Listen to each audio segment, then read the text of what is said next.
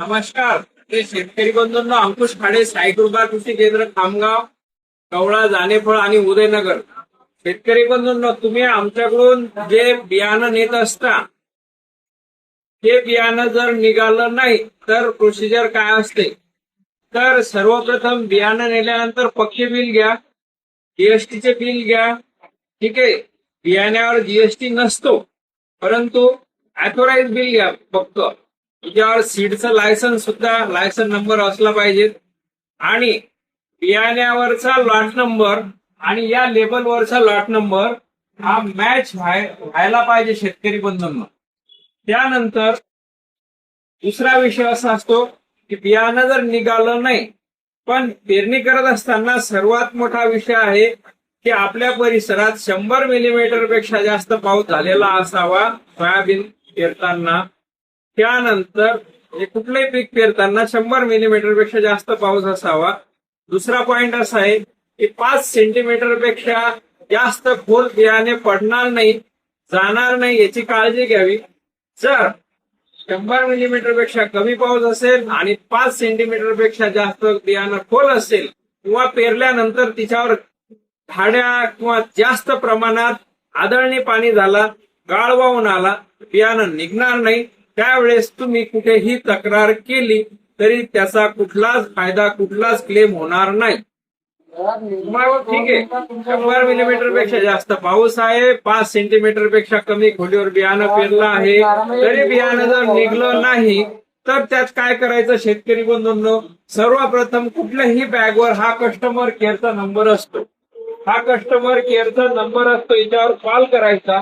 Call करून तुमची जी समस्या आहे किंवा बियाणं निघलं नाही, तर जर्मिनेशन झालं नाही किंवा कमी झालं, किंवा याच्यावर जे लिहिलेलं आहे बियाण्याचे जे जर्मिनेशन पर्सेंटेज त्यापेक्षा जर कमी झालं तर शेतकरी बंधूंनो फोन करा या कस्टमर केअरला. त्यांना सांगा यांनी तुमचा कॉल रिसिव्ह केला नाही, कंपनी कुठली असो, मी फक्त नमुना ठेवला, हा कस्टमर केअर असतो.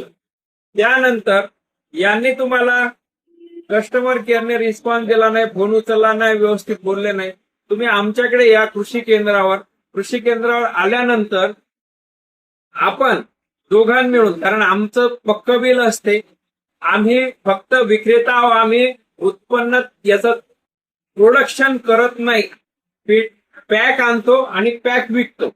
यावर काय असते, जो काही 10, 20, 30, 50 रुपये काय प्रॉफिट असेल तो तेवढा प्रॉफिट घेऊन आम्ही याला विकतो. त्यामुळे याला सर्वस्वी जबाबदार कुठलेच कृषी केंद्र संचालक नसतात. याला जबाबदार कोण? याला जबाबदार ज्याचं लेबल आहे ते. आता हे सिंगल लेबल आहे, ट्रुथफुल आहे, याच्यावर एक लेबल असते ते कंपनीचं. डबल लेबल असेल तर Maharashtra state seed certification agency आणि ती कंपनी, याला म्हणतात डबल लेबल. तर हे लोक जबाबदार आहेत, ज्यांचं लेबल आहे ते जबाबदार आहे. मग काय, पण जबाबदार आहे तर मी अगोदर 2-3 गोष्टी तुम्हाला सांगितल्या, त्या तुम्ही ऐकल्यास याच व्हिडिओ. मग काय करायचं, आमचं बिल घ्यायचं, हे लेबल घ्यायचं, याची झेरॉक्स, आमचं बिल संबंधित तालुका कृषी अधिकारी कार्यालयात जायचं. त्या ठिकाणी तुमची जिथे आहे लेखी स्वरूपात कंप्लेंट द्यायची. आम्ही या दुकानातून असं बियाणं घेतलं, त्या बियाण्याचा लॉट नंबर, बॅच नंबर हा आहे आणि ही कंपनी आहे, ही व्हेरायटी आहे, हे बियाणं आमचं निघालं नाही, अशी तुम्ही लेखी स्वरूपात संबंधित तालुका कृषी अधिकाऱ्याकडे कंप्लेंट करू शकता. आणि कंप्लेंट केल्यानंतर मग आम्हाला कृषी विभाग तसं कळवतो. डिपार्टमेंटचे जे पर्सन असतात, रिस्पॉन्सिबल पर्सन असतात, म्हणजे संबंधित तालुका कृषी अधिकारी असतील, ते आम्हाला तसं कळवतात की या बियाण्याची कंप्लेंट आलेली आहे. त्या कंपनीला सुद्धा लेटर देतात, कंप्लेंट आलेली आहे, आणि याचा स्पॉट इन्स्पेक्शन होते, पंचनामा होतो. शेतात गेल्यानंतर काय झालं, पंचनाम्याला दुकानदार असतात, संबंधित कंपनी प्रतिनिधी असतात, त्यानंतर ते शेतकरी असतात आणि 2 साक्षीदार असतात. म्हणजे तिथे शेतात गेल्यावर आपल्याला कळते किंवा बियाण्यामध्ये प्रॉब्लेम आहे का. बियाण्यामध्ये जर प्रॉब्लेम असेल तर त्या कंपनीकडून बियाण्याची भरपाई सुद्धा तुम्हाला मिळू शकते. पण कुठल्या कंडिशनवर, जर या लॉटचं बियाणं शेजाऱ्याच्या शेतात निघलं असेल, आजूबाजूला निघलं असेल, त्या गावात निघलं असेल, त्या तालुक्यात निघलं असेल, तर त्या लॉटचं बियाणं जर बाकी ठिकाणी निघलं तर आपल्या कुठलाही क्लेम होणार नाही, ती कंपनी सुद्धा तुम्हाला भरपाई देणार नाही. मग का? कारण ते स्वतः तसे पुरावे सादर करतात की आम्ही एवढं बियाणं इतक्या लॉटचं 1000-1200 बॅगा वाटल्या, या सगळ्या निघल्या, एकच बॅग या लॉटची एक बॅग निघली नाही, तर याला जबाबदार इतर ठिकाणी निघलं तर जबाबदार स्वतः शेतकऱ्याला ग्राह्य धरल्या जाते.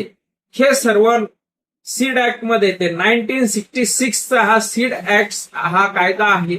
या कायद्या अंतर्गत हे सर्व येते. फक्त एक आपण बियाणं घेतो तर ते कंपल्सरी लायसन असावं. जर लायसन नसलं आणि त्या संबंधित दुकानचे, तर तिच्यावर दुकानदारावर सुद्धा 420चा फौजदारीचा फसवणुकीचा गुन्हा दाखल होतो. म्हणून बिना लायसनचं जर कुठलेही दुकानदार संचालक विकत नाहीये लायसन मध्ये, आणि कंपनी सुद्धा बिना लायसनचं विकत नाही, कारण कंपनीला सुद्धा कृषी आयुक्त जे असतात, ऍग्रिकल्चर कमिशनर ऑफिस यांचं लायसन्स असते, त्यांच्याकडे सुद्धा लायसन असते. पण बिना लायसनचं शक्यतोवर कोणी विकत नाही. तर ह्या ज्या गोष्टी आहेत, ह्या जर तुमच्या शेतात बियाणं निघालं नाही तर ह्या गोष्टी आपण फॉलो करायला पाहिजेत. धन्यवाद शेतकरी बंधूंनो.